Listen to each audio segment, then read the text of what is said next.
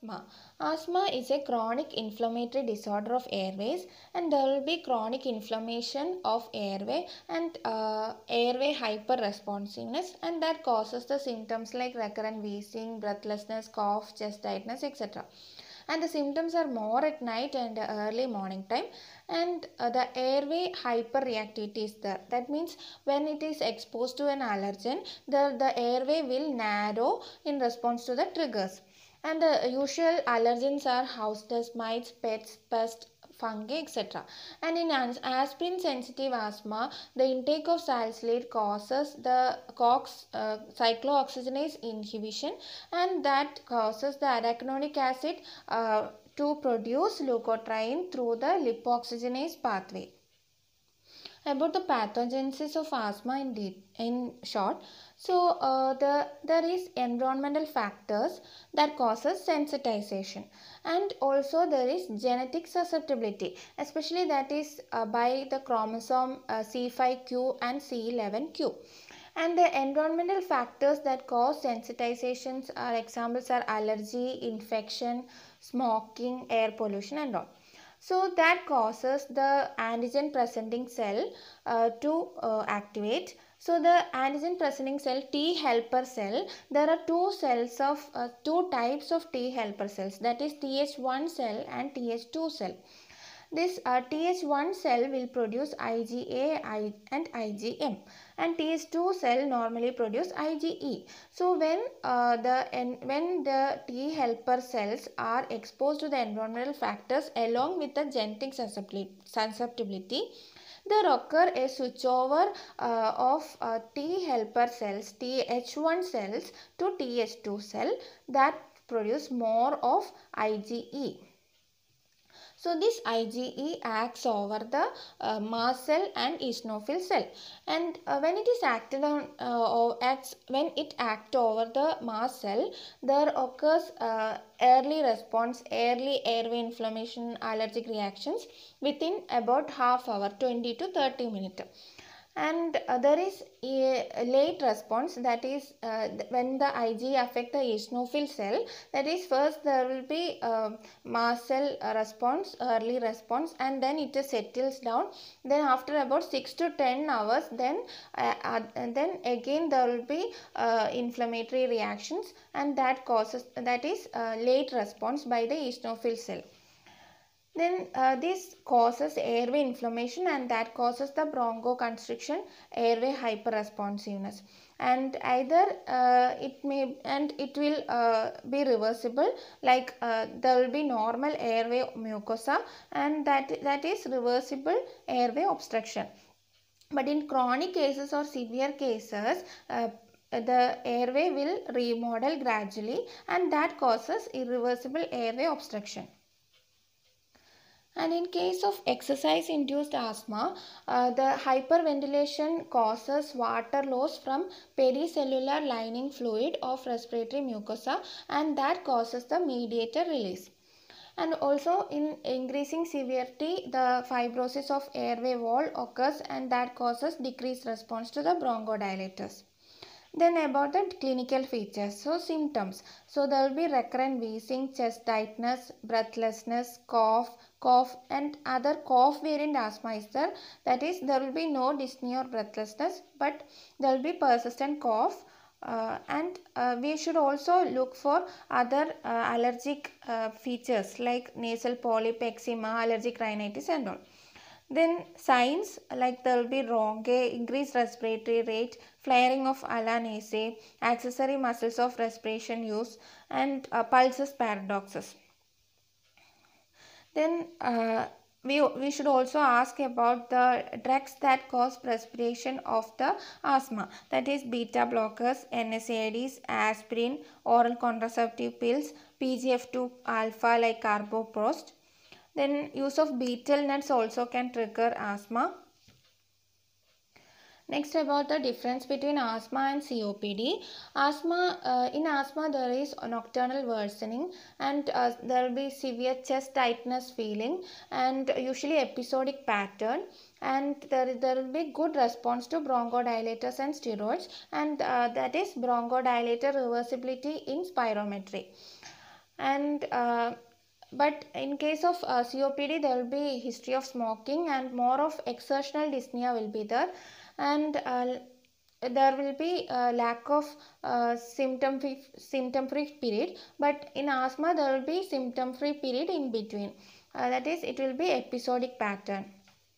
And there is less or no reversibility in spirometry or decreased response to the bronchodilators.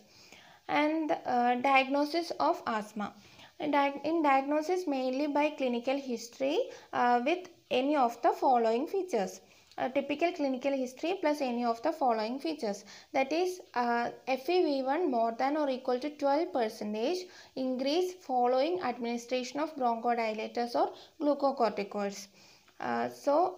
When we look in this graph, this is without the use of bronchodilator. So this is after the use of bronchodilator. So we will measure the difference.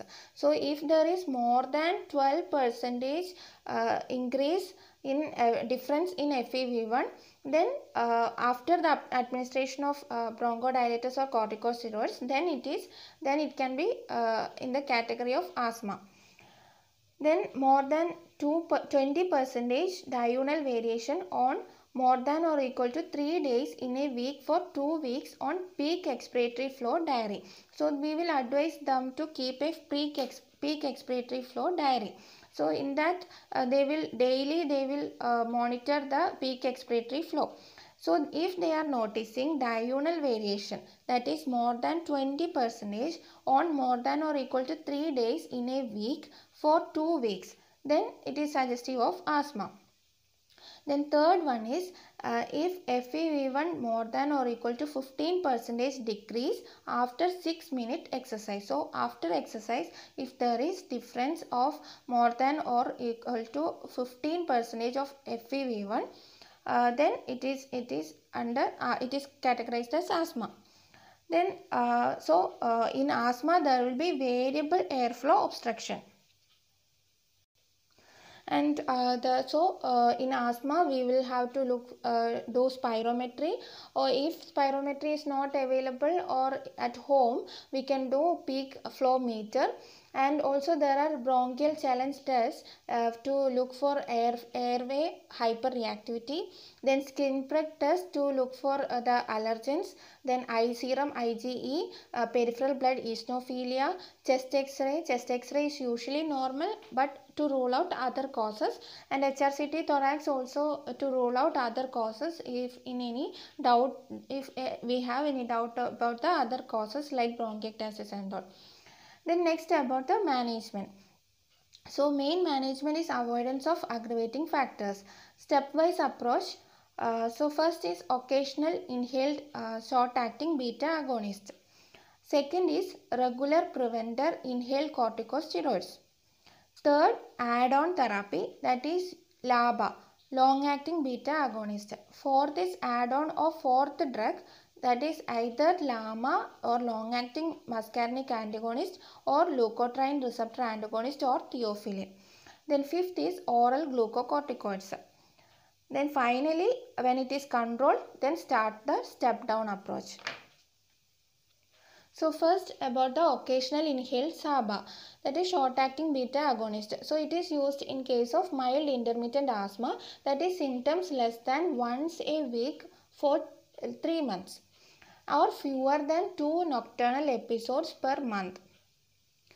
And examples are salbutamol, terbutaline. Then second, if it is not controlled, regular preventer therapy should be administered, that is inhaled corticosteroids. For example, beclomethasone, budesonide, fluticasone, mometasone, cyclophosphamide. So in the second step 2, that is SABA plus inhaled corticosteroids. And in this case, the step 2 is applied for those who had exacerbations in the last 2 years and uses SABA more than or equal to 3 times per week, or symptoms more than or equal to 3 times per week, or awakened by asthma, that is 1 night per week. Then third, step 3, that is add-on therapy. So if there is poor control with the inhaled corticosteroids, So before adding the third drug, we should look for the adherence and inhaler technique, whether they are using correct technique or not. Then exposure to any persistent exposure to the allergens.